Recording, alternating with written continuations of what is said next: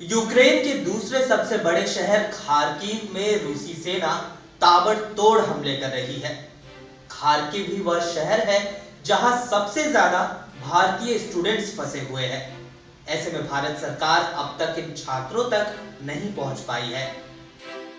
रूस और यूक्रेन के बीच जारी जंग में रूसी सेना ने यूक्रेन में घुसने की कार्रवाई तेज कर दी है।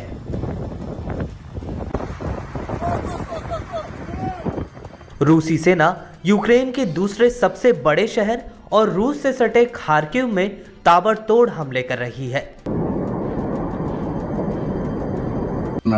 Ох ты, ёперный банан.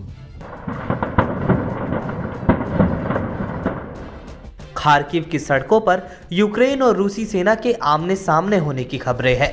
यूक्रेन के पूर्वी भाग में स्थित खार्किव शहर रूस के साथ सीमा से सिर्फ 20 किलोमीटर की दूरी पर है।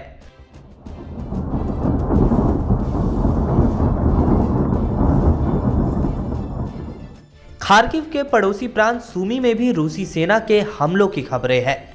यूक्रेनी मीडिया और सोशल मीडिया पर पोस्ट किए गए वीडियो में रूसी वाहनों को खार्किव में घूमते देखा जा सकता है।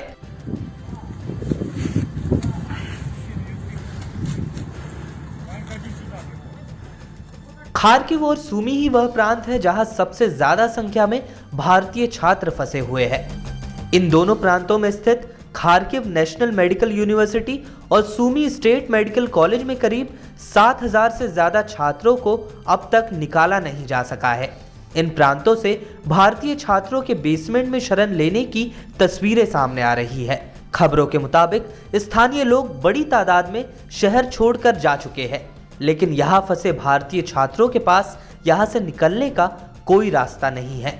वही कड़कड़ाती ठंड में छात्र कई किलोमीटर पैदल चलकर ही रोमानिया और पोलैंड की बॉर्डर पर पहुंच रहे हैं। छात्रों का आरोप है कि भारतीय दूतावास के द्वारा वहां सुविधाएं उपलब्ध न करवाने की वजह से कई स्टूडेंट्स की तबीयत भी बिगड़ रही है। इस मुद्दे को लेकर कांग्रेस ने आरोप लगाया कि भारत के हजारों छात्र यूक्रेन में फंसे हुए हैं और स्वदेश लौटने के लिए परेशान हैं, लेकिन प्रधानमंत्री नरेंद्र मोदी चुनाव प्रचार में व्यस्त है। कांग्रेस नेता राहुल गांधी ने यूक्रेन में फंसी 2 भारतीय छात्राओं का एक वीडियो साझा करते हुए ट्वीट किया कि बंकर में मौजूद भारतीय छात्रों का दृश्य परेशान करने वाला है। बहुत सारे छात्र पूर्वी यूक्रेन में फंसे हुए हैं जहां भीषण हमला हो रहा है। And we have many people who have come from many places of India.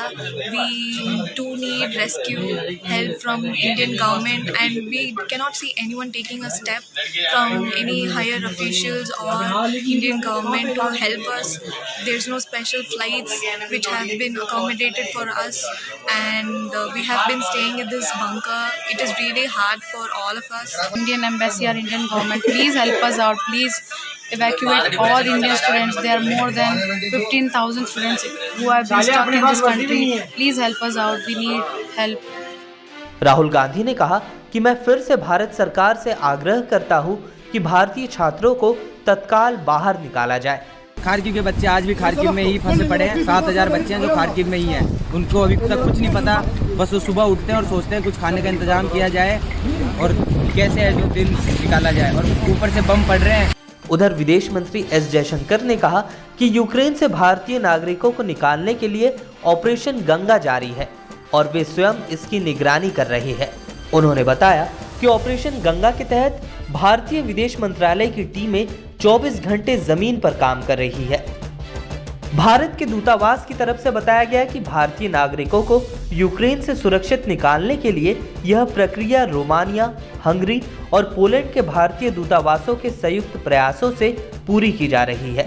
वहीं कई जानकार भारत सरकार पर यूक्रेन से नागरिकों को निकालने के काम में देरी का आरोप लगा रहे हैं, जिसका जवाब देते हुए विदेश सचिव हर्षवर्धन श्रृंगला ने कहा कि भारतीय दूतावास ने कई दिन पहले एडवाइजरी जारी की और लोगों को यूक्रेन छोड़कर जाने की सलाह दी थी।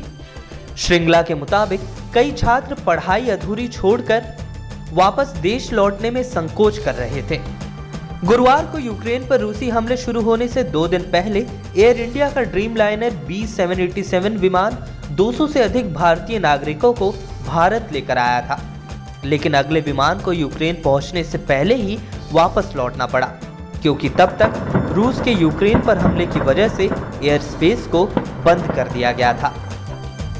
यूक्रेन के पश्चिमी इलाके से भारतीय छात्रों को निकालने में भारत सरकार अब तक कामयाब रही है, लेकिन रूस से सटे यूक्रेन के पूर्वी क्षेत्र में अब भी बड़ी संख्या में भारतीय स्टूडेंट्स फंसे हुए हैं, जो रोज खौफ के साए में अपने दिन गुजार रहे हैं। इस खबर पर हम लगातार बने हुए हैं। देश दुनिया की तमाम खबरों के लिए बने रहिए लोकमत हिंदी के साथ।